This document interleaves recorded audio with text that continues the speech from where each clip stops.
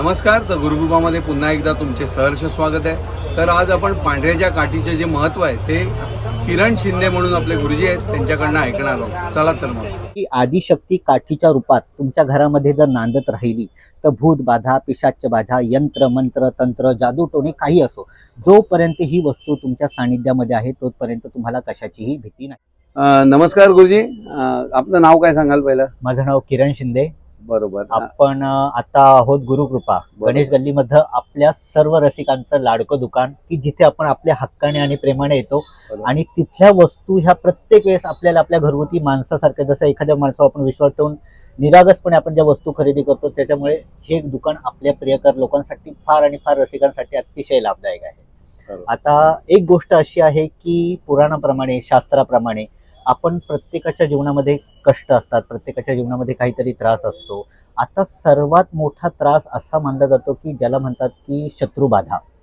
तर शत्रुबाधेविषयी आपण काही काही मंत्र वापरतो, काही यंत्र वापरतो, काही त्रुटी वापरतो किंवा काहीतरी रेमेडी वापरतो, पण सर्वसामान्य माणसाला परवडेल असं एखादं परमेश्वराने, म्हणतात ना की परमेश्वरा नेहमी साध्या आणि भोळ्या भाबड्या भक्तीचा भुकेला असतो. मग त्याप्रमाणे परमेश्वराने एक असं साधं आणि सोपं नैसर्गिक साधन दिलेलं आहे की जे साधन इतकं अमूल्य आहे की साधी गोष्ट नेहमी आपल्याला कळत नाही की ती दिसताना साधी दिसते, पण त्याची किंमत ही आपण गणता करू शकत नाही. तर परमेश्वराने आपल्याला वृक्षशास्त्रामधलं असं, जसं की आता अमृत हे नैसर्गिक शास्त्राप्रमाणे धन्वंतरी देवता आयुर्वेदाची आहे, तर ह्या आयुर्वेदिक देवताने आपल्याला ही एक अशी अमूल्य गोष्ट दिली आहे की ज्या अमूल्य गोष्टींनी आपण आपल्या सर्व शत्रुबाधा, आपलं हवं तसं संरक्षण आपल्या नीतिमत्तेप्रमाणे, आपल्या बुद्धीप्रमाणे आणि आपल्या तर्कशास्त्राप्रमाणे आपण करू शकतो. तर आपण पाहत आहात, याला म्हणतात पांढरीची काठी. हे एक सामान्य नाव आहे. आता पांढरीच्या काठीचा उपयोग असा होतो की शुभ्र रंग हा इतका पॉवरफुल असतो की ज्या शुभ्र रंगामुळे अनेक रंगांना एनर्जी प्राप्त होते. तसं आपण चंदनाचं लाकूड पाहतो किंवा कस्तुरीचा आपण सुगंध पाहतो. तर वनस्पती शास्त्रामधलं हे एक असं दिव्य असं एक लाकूड आहे ज्याचं अनन्यसाधारण महत्व आहे, म्हणजे की ज्याची गणता आपण करू शकत नाही. आता हे जे पांढरीचं जे लाकूड आहे, तर याचा खास उपयोग आपण करू शकतो शत्रूंची बाधापासून मुक्त होण्यासाठी. हे अतिशय दुर्मिळ आणि अतिशय सुंदर असं एक शास्त्र संपन्न ही एक अशी वस्तू आहे की जी आपण आपल्या घरामध्ये कुठेही ठेवली तरी पण त्याचा उपयोग हा सकारात्मक होतो आणि फार ऊर्जात्मक होतो. म्हणजे असं नाही की बाबा एखादी गोष्ट असते, आता आपण एखादं यंत्र घेऊन जातो घरामध्ये, त्या यंत्राची आपल्याला स्थापना करावी लागते, त्याची पूजापाठ करावी लागते, परंतु तशा याच्या काही अडचणी नाही. याला तुम्ही तुमच्या भक्तिभावाने आपल्या घरामध्ये घेऊन जा, तुमच्या श्रद्धेने, जसं आपण देवावरती श्रद्धा ठेवतो, फक्त याला श्रद्धे आणि भावाची गरज आहे. ही श्रद्धेने हे लाकूड आपल्याला एवढं पॉझिटिव्ह ठरतं. आता पूर्वीच्या काळी जर तुम्ही म्हटले याला शास्त्रांचा आधार काय, तर शास्त्रांमध्ये जेव्हा ऋषी मुनी तपस्या करायला जंगलांमध्ये जायचे, तर त्यावेळेस ह्या पांढरीच्या काठ्यांचं कुंपण ते स्वतःभोवती करायचे, जेणेकरून हिंस्र पशु, वाघ, प्राणी, साप वगैरे अशापासून त्यांचं आपोआप रक्षण व्हायचं. आणि त्यांच्या तपस्येमध्ये लाख लाख करोड करोड हजार वर्ष ते तपस्या करत बसायचे. त्या तपस्येचा त्यांना आधार मात्र एक असायचा, तो म्हणजे ह्या पांढरीच्या काठीचा. आता ही पांढरीची काठी ही कुणाची शक्ती आहे? जसं की बाबा बेलाचं पान आपण म्हणतो की बाबा शंकराला प्रिय आहे, तुळशीचं पान नारायणाला प्रिय आहे, दुर्वा आपल्या गणपतीला प्रिय आहे. तर आपण पाहतो जी शंकराची पत्नी आहे आदिशक्ती, ही आदिशक्ती चतुर्भुजा आहे. तर ह्या सर्व आदिशक्तीची शक्ती तिने ह्या पांढरीच्या काठीमध्ये स्थापन केलेली आहे.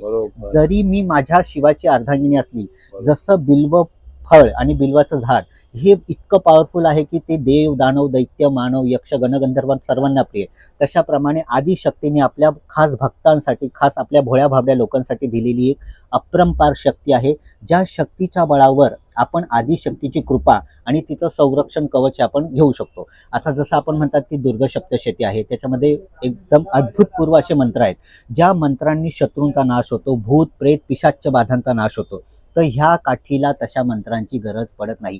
ही आदिशक्ती काठीच्या रूपात तुमच्या घरामध्ये जर नांदत राहिली तर भूत बाधा, पिशाच्य बाधा, यंत्र मंत्र तंत्र, जादू टोणे काही असो, जोपर्यंत ही वस्तू तुमच्या सानिध्यामध्ये आहे तोपर्यंत तुम्हाला कशाचीही भीती नाही.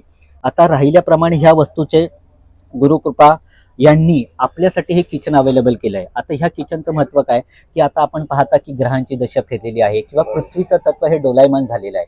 मग अशा तत्वामध्ये आपण पाहतो की आता एक्सप्रेस हायवेला मोठमोठे अपघात झालेले आहेत, त्याच्यामध्ये लाखोंचे जीव गेले, प्राणहानी ही अचानक होते. मग अशा वेळेस समजा ड्रायव्हिंग करताना किंवा कुठे बाहेर गावी जाताना हे किचन जर तुमच्या सोबत असलं तर बाबा ह्या किचनला नमस्कार करायची किंवा याची पूजा करायची काही गरज नाही. याला फक्त तुम्ही तुमच्या सानिध्यामध्ये ठेवून तुम्ही तुमचे दुर्लभ असे अकाल मृत्यूचे योग सुद्धा ह्या पांढरीच्या काठीच्या किचननी तुम्ही टाळू शकता.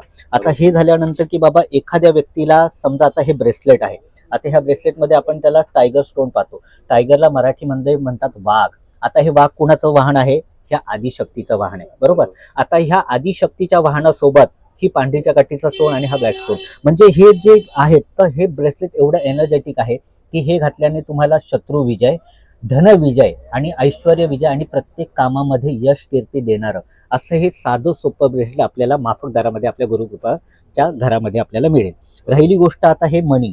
आता जसं आपण प्रत्येक वेळेस जप करतो, आपण कधी कधी तुळशीच्या माळेचा जप करतो, बगलामुखी वगैरे देवी आहेत त्यांचा चंदनाचा किंवा हळदीच्या माळेचा जप केला जातो, शंकराचं स्मरण करताना रुद्राक्ष किंवा स्फटिकाचा माळेचा जप केला जातो. आता त्याप्रमाणे हे एवढे अमूल्य जे आहेत तर हे पांढरीच्या काठीचे मणी आहेत. याचा तुम्ही शत्रू नाशासाठी किंवा दुर्भाग्य आणि दुःख नाशासाठी किंवा तुमच्या घरामध्ये आधी व्याधी काही आजार असतील आणि त्या आजारावर जर तुम्हाला निदान येत नसेल तर त्यावेळेस तुम्ही औषध उपचारासोबत ही माळ जप करून, जसं की बाबा एखाद्याचा मृत्यू जवळ आलेला असेल तर त्या मृत्यूच्या वेळेस आपण महामृत्यूंजय मंत्राचा जप करतो आणि पाहता पाहता तो व्यक्तीच्या मृत्यूच्या कटाट्यामधून बाहेर येतो. सेम ही अशीच शक्ती ह्या पांढरीच्या काठ्यांच्या मणीची आहे की जो जप केला असता तुम्ही ह्याच्यापासून त्या व्यक्तीच्या शत्रुबाधेपासून आणि सर्व दुःखापासून तुमची मुक्ती होते. राहिलं एक साधं सोपं उदाहरण म्हणजे काय की ही पांढरीची काठी जेवढी दिसायला एक साध्या लाकडाप्रमाणे आहे तेवढी ती साधारण नाही.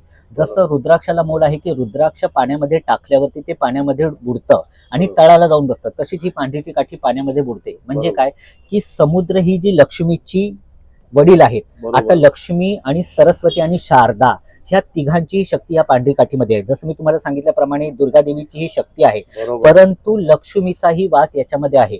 आता लक्ष्मीचा वास असल्या कारणामुळे हे लाकूड पाण्यावरती तरंगत नाही, हे पाण्यावरती जातं का? कारण का आपण लक्ष्मीचे जे वडील आहे समुद्र देवता त्यांना आपण रत्नाकर म्हणतो. तर हे समुद्रातून नाही परंतु भूमीवरती तयार झालेले एक रत्न आहे. जे रत्न आपल्याला दिसायला साधं आणि सोपं दिसतं पण ते रत्नांपेक्षाही फार मौल्यवान आहे. तर माझी तुम्हाला हात जोडून विनंती आहे, कृपया आपल्या गुरुकृपाचं जे परिवार आहे आपल्या गुरुकृपाच्या परिवारासाठी आणि आपल्या सर्वसामान्य जनतापासून जे काही आपले भाविक आहेत ज्यांची आपल्या गुरुकृपावरती निष्ठा आहे अशा सर्व आपल्या भाविकांसाठी मी आपल्याला प्रार्थना करतो की आपल्या शत्रूंचा नाश करण्यासाठी, आपल्या दुःख आधी व्याधी यातना वेदना त्रास आपले जे काही रोग असतील, आपल्या जे काही त्रासातून असेल, जर तुम्ही सर्व उपाय करून कंटाळला असाल तर तुम्हाला हा शेवटचा एक रामबाण उपाय आणि साधा सोपा उपाय म्हणजे आपली पांढरीची काठी. आता एक साधं म्हण आहे की आपण जेव्हा आपल्या जमिनीमध्ये जातो तेव्हा आपण आपल्या पूर्वज आपले आई वडील किंवा आपले म्हातारी लोक काय म्हणायची की आपण आपल्या पांढरीला विसरता कामा नये. हीच ती पांढरी, याला तुम्ही विसरू नका जेणेकरून आपल्या जीवनाचा कल्याण होईल. धन्यवाद. श्री स्वामी समर्थ. श्री स्वामी समर्थ.